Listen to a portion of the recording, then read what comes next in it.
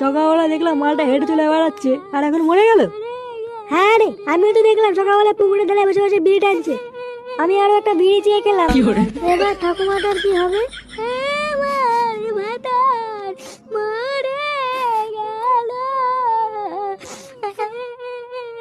কালকে ছেলেটা মরলো তাহলে।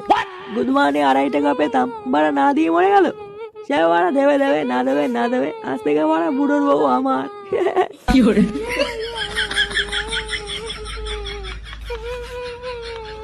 গেল? ও যা বলে বলুক গিয়ে, ছাড় বাড়া। এই বালটা মনে হচ্ছে হার্ট ফেল করেছে, শিওর।